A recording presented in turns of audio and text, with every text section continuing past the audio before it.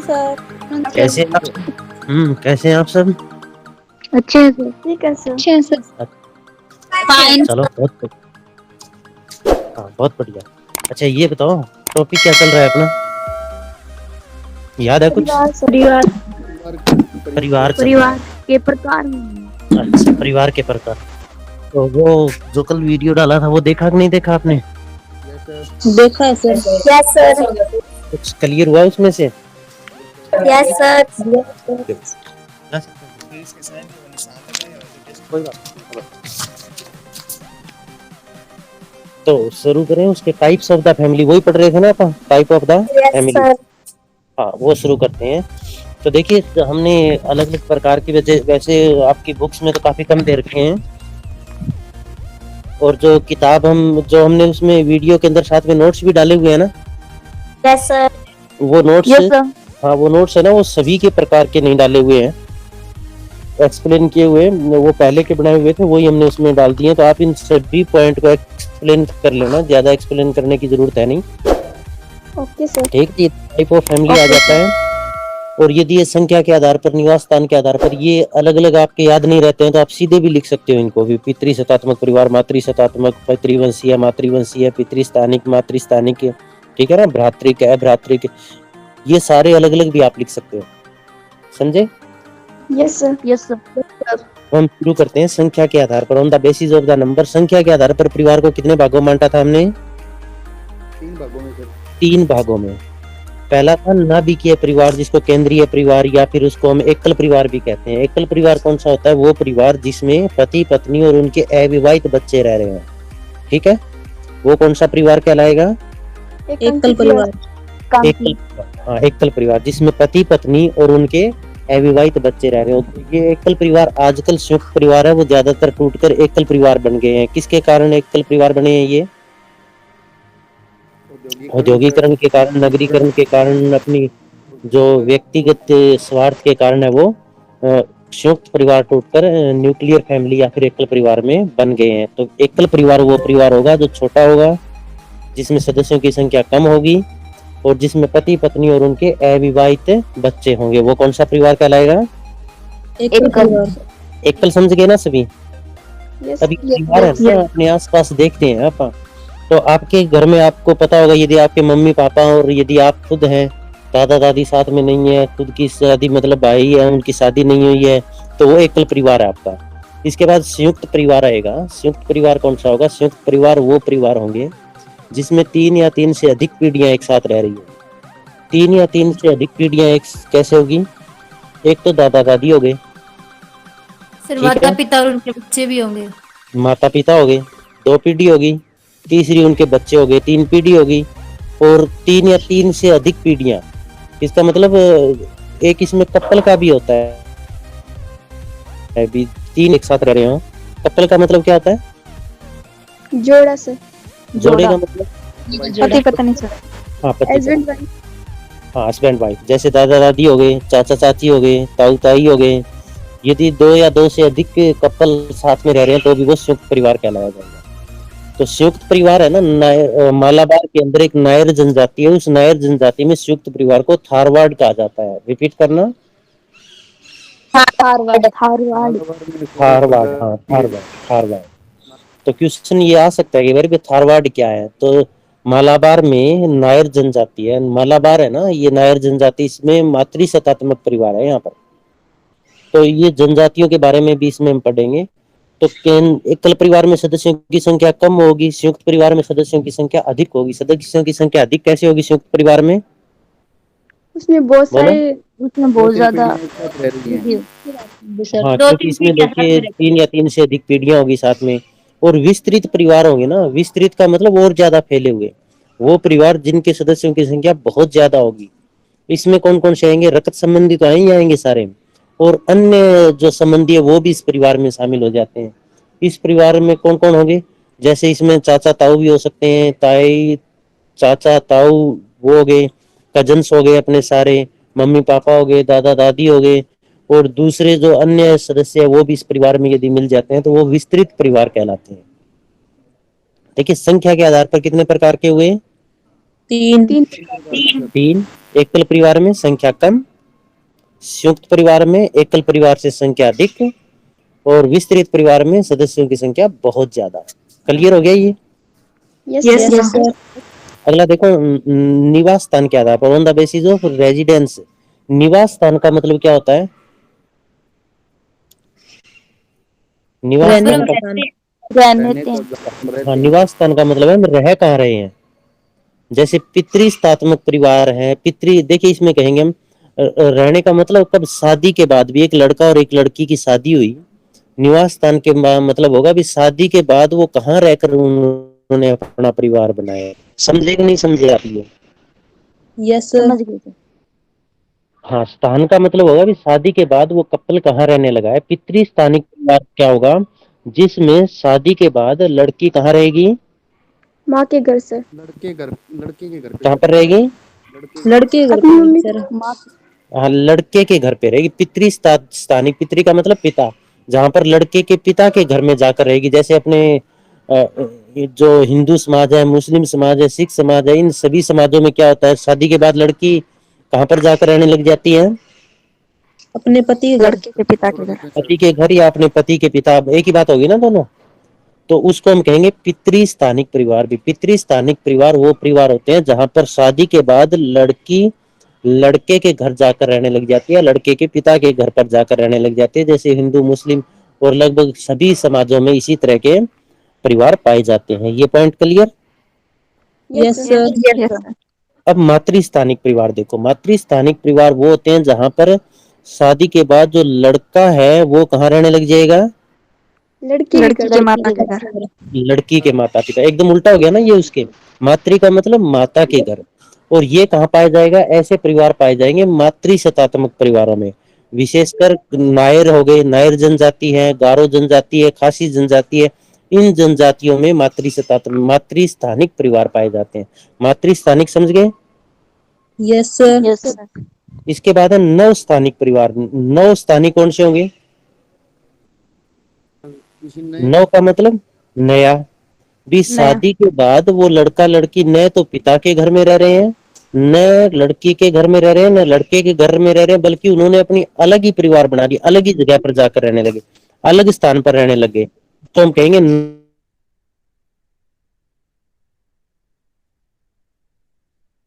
नव स्थानिक परिवार वो परिवार कहलाएगा जहां पर लड़का लड़की शादी के बाद न तो लड़के के घर रहते हैं, न लड़की के घर रहते हैं, बल्कि एक अलग स्थान बनाकर वहां पर रहना शुरू कर देते हैं। समझे?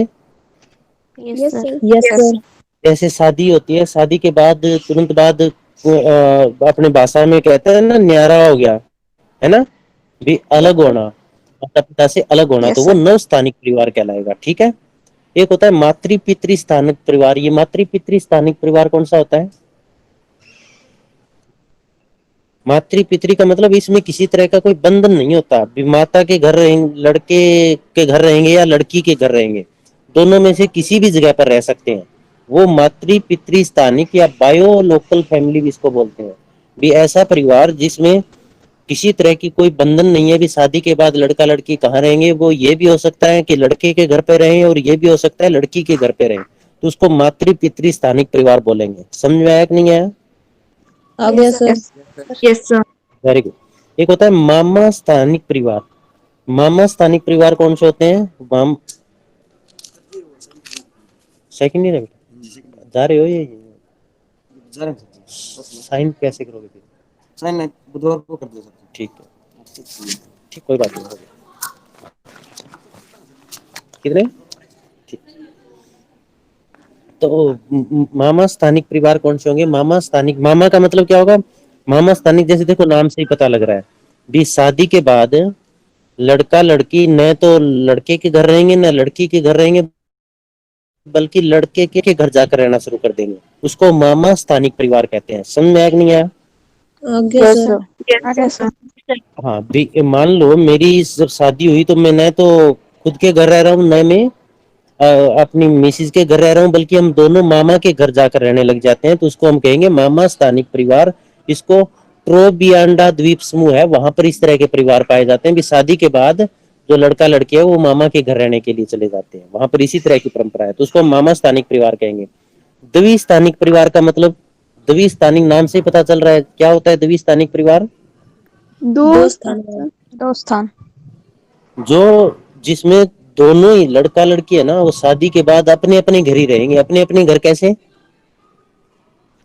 लड़की अपने घर, लड़का अपने घर। ये अपने घर शादी होगी, शादी के बाद लड़की तो अपने घर रहेगी और लड़का अपने घर रहेगा, लेकिन रात्रि में या नाइट के समय में लड़का है वो लड़की के घर जाएगा। तो इसको हम कौन सा परिवार कहेंगे? द्वि द्विस्थानिक परिवार। द्विस्थानिक द्विस्थानिक। तो द्विस्थानिक परिवार क्या हुआ? जिसमें लड़का लड़की अपने अपने घर पर रहते हैं। लड़की अपने घर रहता है, लड़का अपने घर रहता है। हाँ, लड़की अपने घर रहेगी, लड़का अपने घर रहेगा, लेकिन अपने अपने घर रहने से परिवार नहीं बनेगा। तो उसमें आपको ये भी लिखना है कि रात्रि के समय में लड़का है वो लड़की के घर पर जाएगा। ठीक है। तो ये स्थान के आधार पर हमने किए हैं कितने, 5-6 प्रकार के परिवार हो गए। कौन से? पितृस्थानिक, मातृस्थानिक, मातृस्थानिक, हाँ, नवस्थानिक, नवस्थानिक मामा स्थानिक, मामा स्थानिक और मामा स्थानिक। और और पितृ पितृमातृ स्थानिक। ठीक है ना, या द्विस्थानिक। तो ये 6 के 6 आपके समझ में आ गया? Yes yes sir. Sir, yes कोई सर, प्रॉब्लम तो नहीं है इनमें? No no sir, sir. विवाह के आधार पर हम करते हैं। विवाह के आधार पर परिवार है ना, उसको हम 3 भागों में बांटते हैं। एक विवाही परिवार, बहुविवाही परिवार और समूह विवाही परिवार। अब पहले एक विवाही परिवार के बारे में पढ़ते हैं। एक विवाही परिवार वो परिवार होते हैं जिसमें एक लड़का एक लड़की के साथ शादी करते हैं और वो पति पत्नी के रूप में रहते हैं, और उससे जो परिवार बनता है वो एक विवाही परिवार कहलाता है। ज्यादातर समाजों में यही परिवार सबसे बढ़िया माना गया है। वेस्टरमार्क इसके जनक रहे हैं। तो एक विवाही परिवार कौन सा होगा? जिसमें एक लड़का और एक लड़की हो सर। जैसे अपने परिवार हैं वो कौन से परिवार हैं? आपके खुद के परिवार कौन से परिवार हैं? एक विवाहित परिवार। एक विवाही तो है, क्योंकि अपने मम्मी पापा एक एक ही तो मतलब एक पति या एक ही पत्नी तो है उनके आपस में, है ना। तो वो एक विवाही परिवार। हाँ। और दूसरा हो गया बहुविवाही परिवार। बहुविवाही परिवार वो होते हैं जिन परिवारों में एक से अधिक पति या पत्नी होंगे और उनसे जो परिवार बनेगा वो बहुविवाही परिवार कहलाएगा। समझे? Yes sir. में एक लड़का है तो उसके 2 या 2 से अधिक पत्नियां होगी, और इसी तरह से एक लड़की है तो उसके 2 या 2 से अधिक पति होंगे, पति होंगे। तो उसको बहुविवाही परिवार कहा जाएगा। अब बहुविवाही परिवार है ना, इसको हम 2 भागों में बांटते हैं। बहुपति विवाही परिवार और बहुपत्नी विवाही परिवार। हाँ, बहुपति विवाही परिवार कौन से होंगे? जिसमें जिसमें दो या दो बहुत से सारे अधिक पति होते हैं। के 2 या 2 से जिस अधिक पति। हाँ, जिसमें एक लड़की होगी, उस लड़की के 2 या 2 से अधिक पति होंगे। हस्बैंड उनके एक या एक से अधिक को 2 या 2 से अधिक होंगे। ये मातृसत्तात्मक परिवारों में इस तरह के परिवार पाए जाते हैं। ठीक है। और बहुपति विवाह परिवार है ना, इसको हम फिर 2 भागों में बांटते हैं। बहुपति का मतलब ज्यादा पति है। वो पति होंगे कौन से? वो यदि ये भी हो सकता है कि वो पति है ना, एक लड़की है मान लीजिए उसके 4 हस्बैंड है और चारों आपस में भाई भी हो सकते हैं।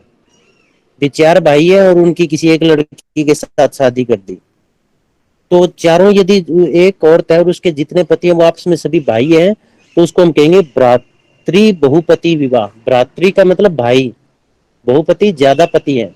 तो ऐसा परिवार जिसमें एक औरत के 2 या 2 से अधिक पति हों और वो सभी आपस में भाई हों, तो उसको हम भ्रातृ बहुपति परिवार कहेंगे। समझे कि नहीं समझे? Yes sir. समझ गए सर। यस सर, समझ गए। ऐसा कोई परिवार है आपके ध्यान में? ना जी, कोई पुराने समय में हो? 5 पांडव थे जी। Pandava sir. Very good, very good. हाँ हाँ, द्रौपदी जो थी उसके 5 पति थे और पांचों आपसे भाई थे ना। यस कोमल सर। लिख रहे हैं पंचाली। पंचाली बिल्कुल सही, तभी उसका नाम पंचाली रखा गया था। तो वो कौन सा हो गया? भ्रातृ बहुपति विवाह था। अब ये भी हो सकता है कि जब किसी लड़की की शादी हो और उसके हस्बैंड 2 या 2 से अधिक हों, परंतु वो सभी आपस में सगे भाई ना हो, और सगे भाई ना होंगे तो वो अभ्रातृक बहुपति विवाह परिवार कहलाएगा। समझ गए? Yes sir. जिसमें सारे पति आपस में भाई हैं तो भ्रातृ बहुपति, और सारे आपस में भाई नहीं है, अन्य रिश्तेदार हो सकते हैं, तो वो अभ्रातृक। ठीक है ना। यस अब और ये भ्रातृ और अभ्रातृ या बहुपति विवाह परिवार ये कहाँ पाए जाते हैं? टोडा, नायर और खासी जनजातियां हैं, जो मातृसत्तात्मक जनजातियां उनमें पाए जाते हैं। ठीक है। अब बहुपत्नी विवाही परिवार, बहुपत्नी विवाही परिवार कौन से होंगे? जिसमें दो या जिसमें दो से अधिक, जिसमें जिसमें एक दो या व्यक्ति दो की से अधिक, पत्नी होगी। हाँ, जिसमें बहुपत्नी का मतलब ये हो गया जिसमें एक व्यक्ति होगा और उसके दो या दो से अधिक पत्नियां होगी, उनको बहुपत्नी विवाह परिवार का, उनसे परिवार बनेगा, उसको हम बहुपत्नी विवाह परिवार कहेंगे। जैसे नागा, बेगा, गोंड जनजातियां हैं, इन जनजातियों में बहुपत्नी विवाह परिवार पाए जाते हैं। इसी तरह से मुस्लिम समाज भी है, मुस्लिम समाज में भी एक पुरुष है, उसको वैध रूप से 4 पत्नियां रखने का अधिकार है ना? तो वो भी ऐसा कौन सा परिवार के अंदर आएगा? वो बहुपत्नी परिवार के अंतर्गत आएगा। तो विवाह के आधार पर 3 प्रकार के हुए, एक समूह विवाह परिवार बच गया। समूह विवाह क्या होता है? जिसमें एक समूह के लड़के हैं, उनकी दूसरी समूह के लड़कियों के साथ शादी की जाती है, तो वो सभी आपस में एक दूसरे के पति पत्नी होते हैं, और उनसे जो परिवार बनेगा वो समूह विवाही परिवार कहलाएगा। समूह विवाह समझे कि नहीं समझे आप? समझ समझ गए गए सर। समझ गए सर। कैसे बताओ? समूह विवाह में कंफ्यूजन रहता है, कैसे समझे समूह विवाह? इसमें एक समूह होगा सर, एक लड़कों का और एक लड़कियों का, और उनका आपस में सभी पत्नी पत्नी होंगे।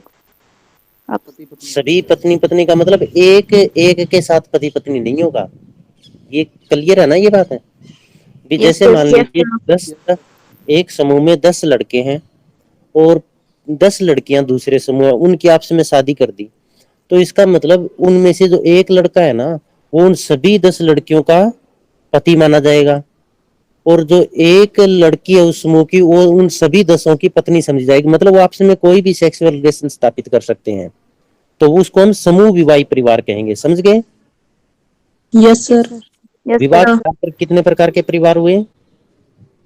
एक 3 विवाही, प्रकार के। 3 प्रकार एक विवाही, बहुविवाही और समूह विवाही। समूह बहु विवाह। हाँ, और बहुविवाही है उसके कितने प्रकार हुए? 2, बहुपति और बहुपत्नी। बहुपत्नी। और बहुपत्नी के कितने हुए? बहुपति के कितने हुए? 2 2 कौन से? भ्रातृक और अभ्रातृक। बहुपत्नी विवाह और अभातृक हाँ। बहुपत्नी। इसके बाद वंश नाम के अनुसार भी, वंश किसके नाम से चलेगा उसके आधार पर हमने 4 प्रकार के परिवार किए हैं। एक पितृवंशीय परिवार भी, ऐसा परिवार जिसमें वंश है वो पिता के नाम से चल रहा है। जैसे अपने समाजों में क्या होता है, अपने नाम के आगे जो गोत्र लगती है वो पिता की लगती है, न कि माँ। Yes sir. यस। तो मातृवंशीय परिवार कौन से होंगे? जिसमें वंश है। जैसे पितृवंशीय परिवार कहाँ पाए जाते हैं? जितने भी जो लगभग हिंदू समाज है या जितने भी समाज है, उनमें सभी में पितृवंशीय परिवार पाए जाते हैं। और मातृवंशीय परिवार वो परिवार होंगे जिसमें वंश है वो किसके नाम से चलेगा? माता के नाम पर। माता के नाम या दादी के नाम या नानी के नाम से चलेगा, है ना? वो मातृवंशीय परिवार होंगे, और ये नायरों में पाई जाती है। मालाबार के नायर जनजाति है, उसमें मातृवंशीय परिवार पाए जाते हैं। उपविवाही परिवार कौन से होंगे? जिसमें वंश न तो माता के नाम से चलेगा न पिता के नाम से, बल्कि किसके नाम से चलेगा? दादा दादी और नाना नानी, चारों के नाम से चलेगा। निकटतम रिश्तेदार है ना इन चारों में से, उन्हीं के नाम से चलेगा। तो उपविवाही परिवार वो परिवार होते हैं जिसमें वंश है वो दादा दादी और नाना नानी के नाम से चलता है। ठीक है।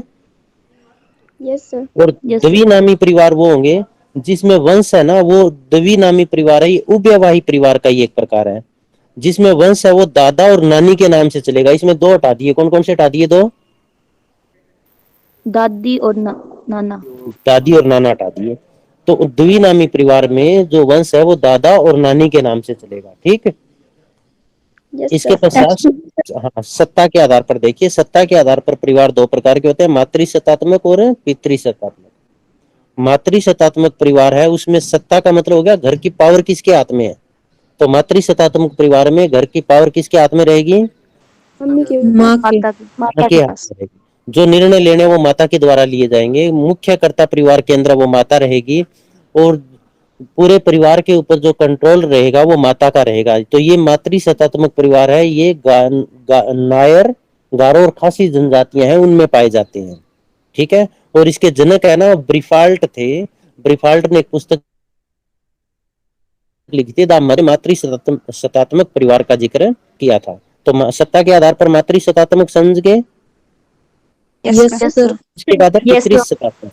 पितृसत्तात्मक परिवार वो होते हैं जिसमें परिवार की सत्ता पिता के हाथ में रहेगी, सभी निर्णय पिता के द्वारा लिए जाएंगे और पिता ही मुख्य परिवार के अंदर करता होगा, और इसके जनक है वो सर हेनरी मैन थे। तो सत्ता के आधार पर दो प्रकार के समझ गए। Yes Yes, sir. sir. Yes sir. उत्तराधिकारी के आधार पर भी मातृमार्गी परिवार और पितृमार्गी परिवार। उत्तराधिकार का मतलब हुआ भी आज जो संपत्ति मेरे पास है उसके जब मेरे बाद उस संपत्ति का उत्तराधिकारी कौन होगा, तो एक मातृमार्गी परिवार और एक पितृमार्गी। मातृमार्गी में लिखोगे जिसमें उत्तराधिकारी का निर्धारण है वो महिला के आधार पर या माता के आधार पर किया जाता है, वो मातृमार्गी परिवार कहलाएंगे। मतलब माता हो गई, उसके बाद उस घर की दूसरी बहू हो गई, बड़ी बहू है वो जाएगी, ठीक है ना, तो वो क्या कहलाएगा, मातृमार्गी। और पितृमार्गी परिवार वो परिवार कहलाएंगे जिसमें उत्तराधिकारी का निर्धारण है वो पिता के आधार पर किया जाएगा, ठीक है। Yes, sir. क्षेत्र के आधार पर ग्रामीण और नगरीय। ग्रामीण परिवार वो परिवार होते हैं जो ग्रामीण क्षेत्र में रहते हैं, संयुक्त परिवार होते हैं, प्रकृति से घनिष्ठ रूप से संबंधित होते हैं, शिक्षा की दर कम होती है, भाईचारा बहुत ज्यादा होता है, सभी मिलजुल कर रहते हैं, वो ग्रामीण परिवार कहलाएंगे, ठीक है ना। जो गाँव में परिवार है प्राथमिक कार्य करते हैं। हाँ प्राथमिक कार्य करते हैं। हाँ प्राथमिक कार्य करते हैं, ठीक है ना। और नगरीय परिवार, नगरीय परिवार वो परिवार कहलाएंगे जो नगरों में रहते हैं, जो एकल परिवार हैं जिनकी सदस्य संख्या कम है, जो अपने तक सीमित है, केवल अपने पत्नी और अपने बच्चों के बारे में जो सोचते हैं वो नगरीय परिवार कहलाएंगे। मतलब गांव में रह रहे हैं वो ग्रामीण परिवार और नगरों में रह रहे हैं वो नगरीय परिवार। क्लियर हो गया ना क्षेत्र के आधार पर। बुक में तो नहीं है ना? बुक में नहीं है, बुक में तो बहुत कम चीजें हैं, हम आपको उनसे एक्स्ट्रा भी करवा रहे हैं, सिंपल तरीके से बता रहे हैं, ठीक है ना। और हाँ संबंधों के आधार पर जब हम बात करते हैं तो राल्फ लिंटर ने दो परिवारों में बांटा, दो भागों में बांटा, एक विवाह संबंधी परिवार और एक रक्त संबंधी परिवार। विवाह संबंधी परिवार कौन से होते हैं, विवाह संबंधी परिवार वो परिवार होते हैं जिसमें विवाह के आधार पर बाद में जो परिवार बनता है, इसमें कौन से होंगे, जैसे पति पत्नी और उनके बच्चे हो गए, है ना। Yes, sir. विवाह के बाद जो परिवार बनता है। और रक्त संबंधी परिवार कौन से होंगे, वो परिवार होंगे जिसमें केवल रक्त संबंधी रहते हैं। रक्त संबंधी रहने का मतलब जैसे हमने किया था एक द्विस्थानिक परिवार बोला थे, पढ़ा था ना द्विस्थानिक, तो वो द्विस्थानिक परिवार है, वो रक्त संबंधी परिवार है जो कि नायरों में पाया जाता है। रक्त संबंधी का मतलब है उसमें केवल रक्त संबंधी रहेंगे। जैसे मान लीजिए अपने पिता है, उनके साथ अपनी मम्मी की शादी हुई है, तो वो मम्मी है वो रक्त संबंधी तो नहीं है ना, उनका तो ब्लड अलग है ना, तो वो समरक्त परिवार में नहीं आएगा। समरक्त परिवार में वो परिवार है जिसमें हमने किया था ना भी लड़का और लड़की अपने अपने घरों में रहते हैं, रात्रि को लड़का है वो लड़की के घर जाता है, वो परिवार समरक्त परिवार होगा। क्यों होगा, क्योंकि उसमें लड़का लड़की अलग अलग रहेंगे, वो एक दूसरे के पास जाकर नहीं रहेंगे। तो रक्त संबंधी परिवार वो परिवार कहलाएंगे जिसमें केवल रक्त संबंधी रहेंगे। विवाह संबंधी परिवार वो कहलाएंगे जिसमें केवल विवाह के आधार पर रहेंगे। और लास्ट पार्ट है इसका जन्म मूलक। जन्म के आधार पर, जन्म के आधार पर दो परिवार है, जन्म मूलक और प्रजनन मूलक। जन्म मूलक परिवार वो होता है जिसमें हमारा जन्म हुआ है, जहां पर हमारा पालन पोषण हुआ है, ठीक है, समझ गए बात ये। Yes, sir. जिस परिवार में हमारा जन्म हुआ और जिस जहां पर हमारा पालन पोषण हुआ उसके कितने ही सदस्य हो, गाँव में हो चाहे शहरों में हो, वो जन्म मूलक परिवार कहलाएगा। प्रजनन मूलक परिवार पर हम प्रजनन का मतलब बच्चे पैदा करते हैं, और कहां पर, पति पत्नी शादी के बाद। तो ऐसा परिवार जहां पर प्रजनन का कार्य किया जाता है, प्रजनन होता है, प्रजनन के पश्चात जो परिवार बना है जैसे पति पत्नी और उनके बच्चे, तो वो प्रजनन मूलक परिवार कहलाएगा। जन्म मूलक जहां अपना जन्म हुआ, सभी पालन पोषण कर रहे हैं, लेकिन पति पत्नी शादी के बाद अलग रहने लगे, उनके बच्चे हुए, वो प्रजनन मूलक परिवार। तो ये समझ में आया आपके सारा topic? Yes, sir. Yes sir. एकदम क्लियर हो गया, कोई डाउट तो नहीं है? No, sir. No sir. हाँ सर वो बताना, वो मालाबार में उस विस्तृत परिवार को क्या कहा जाता है दोबारा? थारवार्ड, थारवार्ड। और ये जो हम आपके लिए वीडियो डाल रहे हैं ना, ये सभी आप जरूर देखा करें, बड़ी मेहनत करके हम बना रहे हैं, ये बड़ा टाइम लगता है इनमें, है, तो आप इनको देखा करो, और आप ही के लिए तो बना रहे हैं ये, ताकि आपकी परसेंटेज अच्छी रहे, ठीक है। देखते हैं sir. हाँ सभी बच्चे नहीं देख रहे हैं, सभी को देखना चाहिए, और फिर उसमें कोई डाउट हो तो अपनी क्लास में पूछ लेना चाहिए। अब इस फैमिली वाला टॉपिक आज शाम को हम वीडियो डालेंगे, उसमें ये कंप्लीट कर देंगे हम, ठीक है। हाँ उसमें उसके कार्य और परिवर्तन हो रहे हैं वो हम डाल देंगे, उसके बाद हम विवाह करेंगे, है ना, ठीक है, ओके। Okay, और sir. कोई क्वेश्चन हो किसी का?